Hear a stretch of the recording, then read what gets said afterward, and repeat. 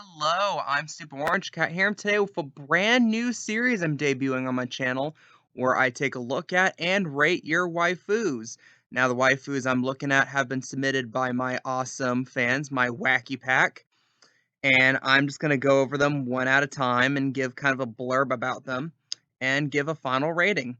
Now, some of this was kind of a challenge to do because some of these are from anime I'm not that aware of. So other than just looking at their parents, I had to go in, kind of read up on them, watch some clips, and then kind of help form more of opinion on them. So it took a little bit of time on that, and partially that's the reason why I'm gonna break these up into chunks of 10 at a time, which believe means I'll have probably 6, maybe 7 videos depending on how things go. So without further ado, let's go into my first waifu, and that is Homura from Eden Zero. Now right here, I'll first go into physical appearance. She has got a great appearance. I've always kind of been a sucker for that beauty mark, that a lot of characters have. I don't know why, a mole like that ends up looking attractive, but it just kind of does. And ultimately, her personality, she's got a very calm demeanor. She's the type of character that's calm. She's the type of character that does not have to outright state how strong she is. She just basically lets her work talk for itself. And she's like the ultimate example of uh speak softly and carry a big stick. And I really like that too. And she's also pretty loyal to the people she ends up meeting up in the show. And for that, I give her an 8 out of 10. The second waifu I'm looking at is Fragile Tormenta from Black Clover. Now, I don't know if it's just like the mangaka's style. A lot of the female characters in Black Clover look really similar to each other, which in the case of Black Clover is good because she looks really cute. Kind of put her in that same category as someone like Sakura or Noelle. Can't believe I forgot her name for a second. But she's a character that, from what I can tell, is not that present in the show. She's the type of character I think either appears in an arc or appears in an arc and just kind of in the background afterwards. So there wasn't that much to go on. But again, pretty attractive, and from what little I can get from her characterization, she's ultimately nice, kind, but still willing to do what it takes at the end to, help out the people around her. And I like her. I'll give her a 7 out of 10. The third waifu is, I get a lot of names for her. I'm gonna go with Ikumi Mito from Food Wars. Now she is I'm looking at my notes right now, and I literally put down she's smoking, because of her fixation on meats, being the daughter of a wealthy meat supplier, and she's very hot, obviously. But she, from what I could tell, I've heard a lot of people refer to her this, but she's a lot like Sundra in a way, where she's got this outward, she's kind of cold, she's kind of tough to the people around her, especially for fixation on her nickname. She gets pissed off if you call her Nikumi, unless you're part of her inner circle. But at the same time, it's shown that she has some feelings specifically for crap, why am I forgetting the main character's name? That guy, red spiky hair guy. Jesus, I remembered this 5 minutes ago when I was rehearsing this. Well, whatever. I'm gonna leave that in. But at the same time, falls in love, but at the same time, she has to kind of play this tough girl personality to a degree. And at the same time, it helps her make her a bit more well-rounded. She reminds me a little bit of Aoi Asahina from Danganronpa, you know, mostly because of appearance. So I give her an 8 out of 10. Next one, Aisha, I might mess up this name. Aisha Clan from Outlaw Star. Now, as a note, 2 different people asked for this character. When that happens, when multiple people ask for this character, I will mention the fact that multiple people asked for her. I think there's another character that's like that later on in this episode. But going on, what impression I get from her is that she's kind of an idiot. She's very hot-headed, very aggressive, very basically, from what I can tell, she just likes being angry, you know? And that's the type of character she's a very type A plus personality, if you know the whole concept of being either a type A or type B personality. But she's really incompetent at her job. She gets fired from her space patrol job, and then she gets fired from being a waitress afterwards, you know. And again, but she is pretty physically attractive, which is a given considering that multiple people asked for her. At the same time, I'm not feeling her in the way I felt about the first 3. Like She's alright. I give her a 6 out of 10. Now the next one, the cat dancers from Dominion Tank Police. I will go now and say this was the most fun I had researching for this episode.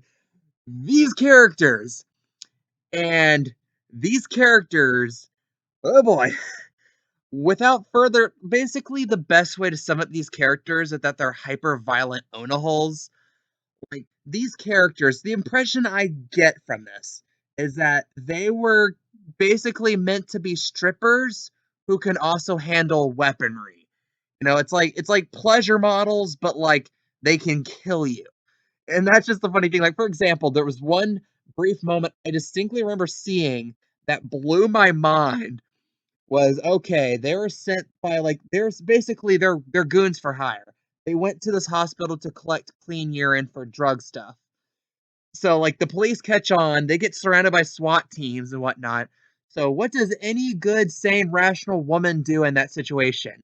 Start stripping, start doing a strip tease, and all the male cops put down their guns, start cheering, they get into it, and then they pull out guns and just blow them away.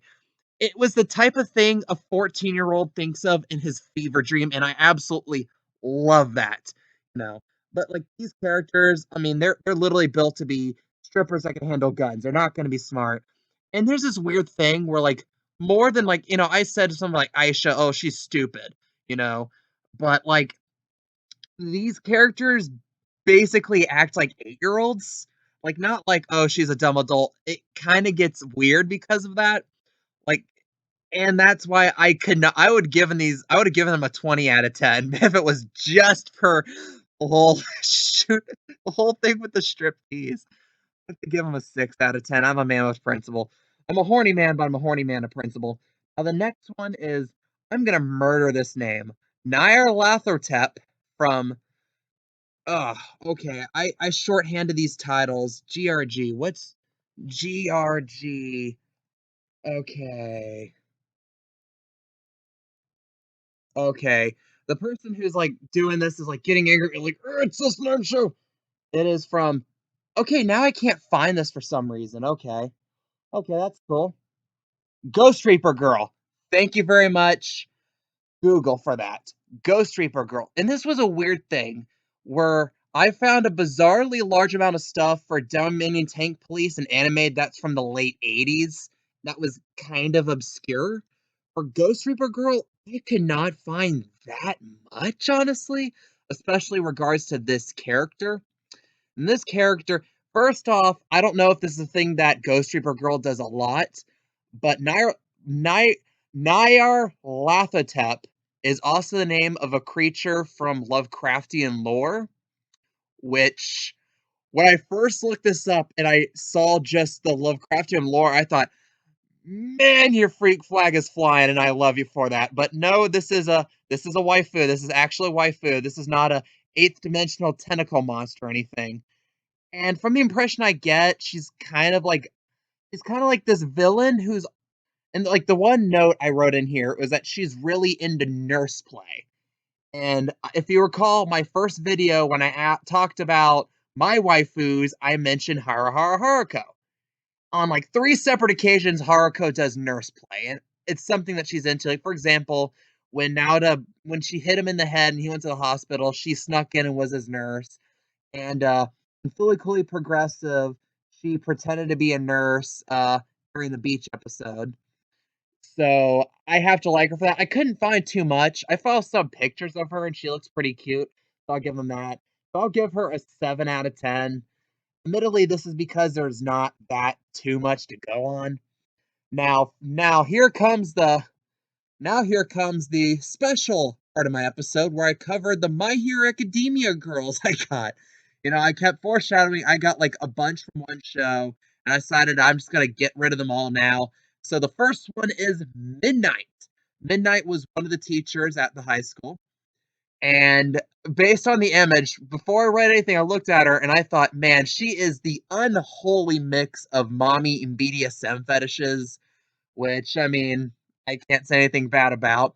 And the question from a character is that she's like flirty, but like when she needs to buckle down and get shit done, she can do that. And the fact that Also, she kinda is like that whole subverts the whole stereotype of, "Oh, she's a slut, so she must be an idiot." She's actually reasonably intelligent and, like, can figure stuff out.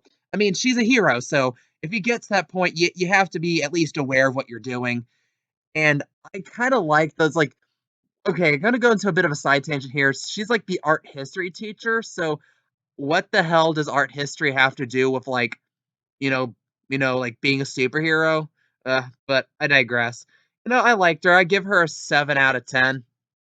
The next My Hero Academia girl is Ochako Uraraka, who, again, I got 2 people suggesting her, and she is basically, she's a very nice, soft, that's something I noted, kind character, but again, kinda like Midnight, when shit needs to get done, she can get shit done. She can be serious when she absolutely has to. And there's another thing about her is that she's a very frugal and, like, virtuous person, which I personally really, really, really like. That really bumped her up in my, charts here, but she's, like, again and she doesn't have that strong a quirk with the whole ability of making things float. It's something that on its surface, you can't really think of a good way to really make that broken, but she is good at strategy, and that helps make up for it, and she's also the type of person that'd be really good in a group setting, so I gave her a 9 out of 10. The next one, Mina Ashido. Now, I think some of you just, like, go to my old videos and look at the waifus I post during the Tanami rating section, because that's the only way like, you would have known that I would rate Mina highly, because I show her a lot. Her character is very social, very easygoing, very personable. She's not gonna hide in the corner, she's gonna make her presence known, and again, she's very physically attractive as well. But, like, the one thing that really knocks her down is that she's kind of an idiot. She's not the type of person you would trust to help study with you. She's got a borderline OP power of being able to shoot acid and to be able to control that to a degree. I mean, that's broken, and there's some, like, quirks that just seem really broken, and some kids that end up with, like, quirks that seem very, very niche, where it's like, "Oh, it's a curse to have this," or "It's awesome to have this." She's got an awesome ability. I would want to shoot acid, and I really like that, you know? But again, she's kinda stupid. Like, she's, like, the type of person you like hanging out with, but, like, you can't hold a good conversation with her at the same time, and she's also kind of a busybody. She likes getting involved in people's lives, which some people are really into. Personally, I'm not. And if it wasn't for that, I would have given her a 10 out of 10, but I have to bump her down to an 8 out of 10. Now, the next My Hero Academia girl is Suyu Asui, most commonly known as Froppy. Now, she does not as photogenic as Mina or Uraraka or Midnight, but again, she's kind of like the anti Mina. We're like, oh, Mina's like very attractive and has an extremely OP power. Froppy doesn't have that OP a power. It's very niche where it's like, okay, when do you need a frog? That's only in a very certain set of circumstances. But again, she's very intelligent, very capable. Again, kind of like Uraraka, where it's like, when you need something to get done, she will work her hardest to get it done. And I honestly really love that. And also, she's got a very caring personality as well. And again, I can't say anything bad about that. And I ultimately give her, like Mina, an 8 out of 10. Now, those are the waifus I'm covering for the first part of my video. Did you like this video? Did you like kind of how I formatted it? Again, it's my first time doing this, so I'm probably very rusty, and the future videos are definitely going to be better than this one. But what do you guys think? Which waifu out of these are your favorite? Leave your comments, leave your opinions down below. I love reading them. I appreciate your input. I am the Super Orange Cat, and that is all.